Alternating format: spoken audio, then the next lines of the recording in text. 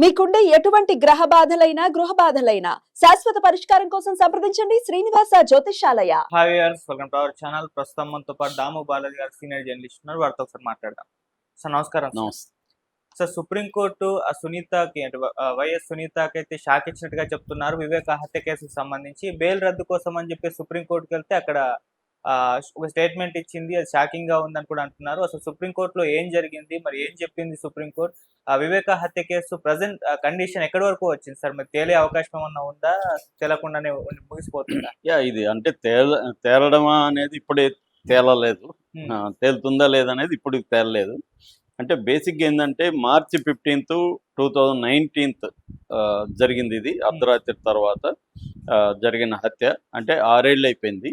ఈ 6 ఏళ్లలో ఈ కేసు పరిస్థితి ఏంటంటే ఇప్పటికి కూడా ట్రయల్కి కూడా రాలేదు. ట్రయల్కి రావాలి, ట్రయల్లో మళ్ళీ తేలాలి, ట్రయల్లో ప్రూవ్ కావాలి ఎవరు దోషులు అనేది, ఇవన్నీ జరగాలి. ఇప్పటికి కూడా అది ట్రయల్కి కూడా రాలేదు. ఇంకా విచారణ దశలకు సంబంధించే ఉంది. సునీత ఏంటంటే ఆమె స్పీడ్ ట్రయల్కి వెళ్ళాలి అది అనేది కాకుండా ఈ కేసు తేలక ముందే జైళ్ళల్లో వీళ్ళని పెట్టాలి, అట్లాగే జగన్ని, భారతిరెడ్డిని, వీళ్ళందరినీ కూడా విచారించాలనేది ఆమెకున్న డిమాండ్గా కనబడుతుంది.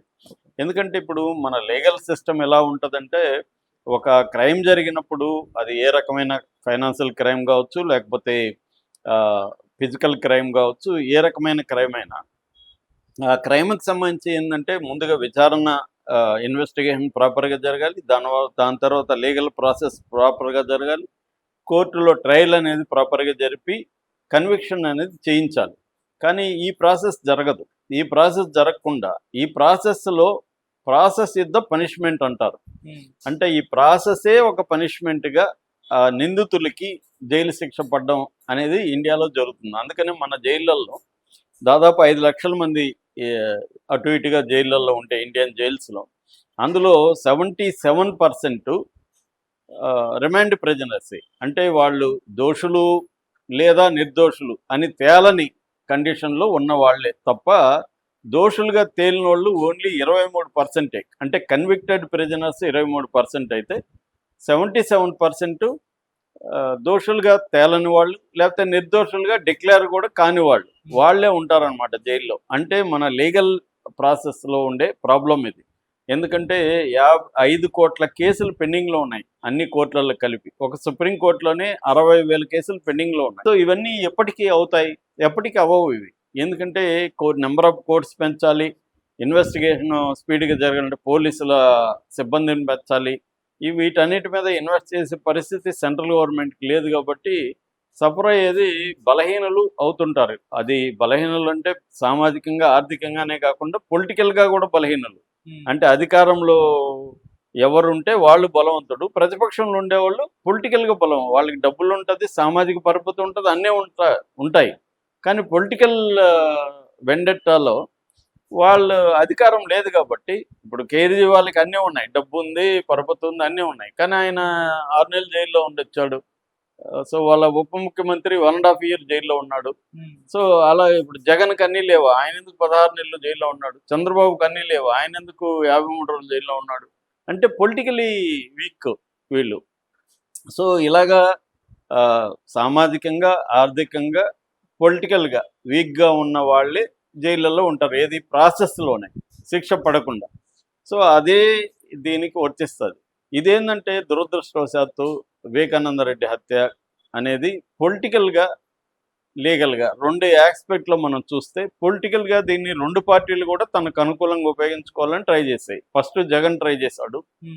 జగన్ 2019లో ఎలక్షన్లో దీన్ని ఉపయోగించుకొని నారాసు రక్త చరిత్రను బుక్ చేసి జగన్ దాన్ని పొలిటికల్గా మైలేజ్ కోసం మా బాబాయ్ చంపేశారు చూడండి తెలుగుదేశం వాళ్ళని ఉపయోగించుకున్నాడు. అప్పుడు సునీత అతనికి జగన్కి ఉపయోగపడింది. ఎందుకంటే సునీత కూడా తెలుగుదేశం మీదనే ఆరోపించింది. తర్వాత గవర్నమెంట్ మారకముందే సునీత యూటర్న్ తీసుకొని చంద్రబాబు వైపు వచ్చి జగన్ని బ్లేమ్ చేయడం మొదలుపెట్టింది. అక్కడి నుంచి ఇప్పుడు వీళ్ళ గవర్నమెంట్ వచ్చింది. తెలుగుదేశం మళ్ళీ తెలుగుదేశం కూడా జగన్నాథుడు రక్త చరిత్ర వేసి దాన్ని 2024లో ఉపయోగించుకోవడానికి ట్రై చేసింది. ఈ లోపల షర్మిల కూడా వచ్చి ఆమె కూడా దీన్ని ఉపయోగించుకుంది. మొత్తానికి జగన్కి కొంత నష్టం దీనివల్ల జరిగింది. ఇప్పుడు 1.5 yearగా తెలుగుదేశం ప్రభుత్వం ఉన్నా కూడా దీంట్లో పురోగతి కనిపించట్లేదు. అంటే ఇప్పుడు ప్రజెంట్ కేసు ఏంటంటే ఆల్మోస్ట్ అందరికి బెయిల్ వచ్చేసాయి. దీంట్లో ఏంటంటే ముద్దాయిలు మొత్తం 8 మంది ఉన్నారు. ఎర్రగంగిరెడ్డి, తర్వాత ఆయన సునీల్ యాదవ్, ఉమాశంకర్ రెడ్డి, దస్తగిరి, దేవిరెడ్డి శివశంకర్ రెడ్డి, గజ్జల ఉదయ్ కుమార్ రెడ్డి, వైఎస్ భాస్కర్ రెడ్డి, వైఎస్ అవినాష్ రెడ్డి 8 మంది దీంట్లో ముద్దాయిలు ఉన్నారు. ఇందులో 4వ ముద్దాయిగా ఉన్న దస్తగిరి ముద్దాయి కాదు, సాక్షి అని సిబిఐ డిక్లేర్ చేసింది. దాన్ని ఛాలెంజ్ చేస్తూ ఒక ముద్దాయిని నేనే చంపానని ఒప్పుకుంటున్న ముద్దాయిని మీరు ఎలా సాక్షిగా పరిగణిస్తారని కోర్టులో ఛాలెంజ్ చేస్తే అది కోర్టులో పెండింగ్లో ఉంది. ఏదేమైనా 8 మంది ముద్దాయిల్లో బయట ఉన్నారు. ఇప్పుడు బెయిల్ వచ్చింది. ఈయనకి అరెస్టే కాల అవినాష్ రెడ్డి. ముందస్తు బెయిల్ హైకోర్టు ఇక్కడ ఇచ్చింది, తెలంగాణ హైకోర్టు. దీని మీద ఇప్పుడు సునీత సుప్రీంకోర్టుకి వెళ్ళింది. ఈ బెయిల్ రద్దు చేసి వీళ్ళని జైలులోకి పెట్టన్నారు. మామూలుగా ఏంటంటే ఇండియన్ క్రిమినల్ జస్టిస్ సిస్టంలో bail is the rule, jail is exception అని సుప్రీంకోర్టు కూడా అనేకసార్లు చెప్పింది. అంటే బెయిల్ ఎప్పుడు ఇవ్వకూడదు ఒక మనిషి కంటే ఆ మనిషి ఫ్లైట్ రిస్క్ ఉన్నప్పుడు, అంటే విదేశాలకు పారిపోతాడు అన్నప్పుడు, లేదు సాక్షుల్ని బెదిరించడమో ప్రలోభ పెట్టడమో చేయగలిగిన పరిస్థితి ఉన్నప్పుడు, సాక్ష్యాధారాల్ని తారుమారు చేస్తాడేమన్న సిచ్యువేషన్ ఉన్నప్పుడు మాత్రమే బెయిల్ రిజెక్ట్ చేయాలి. అది కూడా ఇప్పుడు ఛార్జ్షీట్ వేసే లోపల, ఛార్జ్షీట్ ఎప్పుడు వేయాలి, 90 రోజుల లోపల ఛార్జ్షీట్ వేయాలి. ఈ 90 రోజుల లోపల వేయకపోతే నువ్వు ఇన్వెస్టిగేటివ్ ఏజెన్సీ లేట్ చేస్తే అంతకాలం ఇతను ఎందుకు జైల్లో ఉండాలి? ఇప్పుడు ఈ కేసులో 6 ఏళ్లుగా ఇన్వెస్టిగేషన్ తేలట్లేదు, మరి ముద్దాయి ఎందుకు జైల్లో ఉండాలి? సో రేపు పొద్దున 6 ఏళ్ళు జైల్లో ఉంటాడు ఇతను. రేపు ఇతను నిర్దోషిగా తేలితే ఈ 6 ఏళ్ళు ఎవరిస్తారో అతనికి? ఇప్పుడు సాయిబాబా 95% వికలాంగుడు 10 ఏళ్ళు జైల్లో అండా సెల్లో ఉన్నాడు. తర్వాత ఆయన నిర్దోషిగా అసలు ఇది కేసే లేదు దీంట్లోని అక్కడ మహారాష్ట్ర ముంబై హైకోర్టు కొట్టేసినప్పుడు మరి ఆయనకి 10 ఏళ్ళ నరకాన్ని ఎవరిస్తారు? ఆ నరకం వల్ల ఆయన 7 నెలలు కాకముందు చనిపోయాడు బయటకు వచ్చి. మరి ఆయన ఎవరు తీసుకొస్తారు? సో ఇది ప్రాబ్లం అనమాట. అందుకని నిజానికి మేము డిమాండ్ చేయాలంటే దీన్ని ఈ స్పీడీగా విచారించి స్పీడీ ట్రయల్కి ఇవ్వమని డిమాండ్ చేయాలి. కానీ బెయిల్ రద్దు అనే దగ్గర ఈమె ప్రాబ్లం ఉంది. వాళ్ళకి తెలియదని కాదు ఇవన్నీ. మనకంటే టాప్ 10లో ఉండే, టాప్ 5లో ఉండే సిద్ధార్థ ఉత్తరా ఆమెకి అడ్వకేటు. అంటే వాళ్ళ ప్రయోజనాలు ఉన్నాయి. దానికి అనుగుణంగా దీనికి వెళ్ళారు. వాళ్ళు వెళ్ళిన 2 డిమాండ్లు. ఒకటి, వీళ్ళందరికీ బెయిల్ రద్దు చేసి జైలులకు పెట్టాలి అనేది నెంబర్ 1. నెంబర్ 2, సిబిఐ ఏంటంటే మాది విచారణ పూర్తి అయిపోయిందని సుప్రీంకోర్టుకి చెప్పేసింది. విచారణ ఇంకా ఫర్దర్గా విచారించాల్సిన అవసరం లేదు, విచారణ మాది పూర్తి అయిపోయిందని అఫిడవిట్ వేసింది.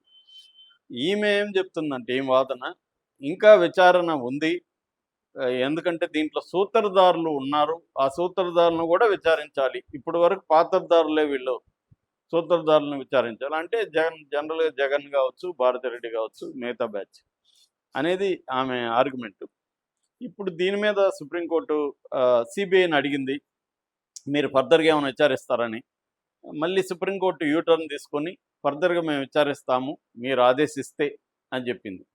అంటే విచారించాల్సిన అవసరం ఉందని మేము అనుకుంటున్నామని చెప్పలే, మీరు ఆదేశిస్తే సునీత అడిగింది కాబట్టి మేము మళ్ళీ విచారిస్తామని చెప్తున్నారు.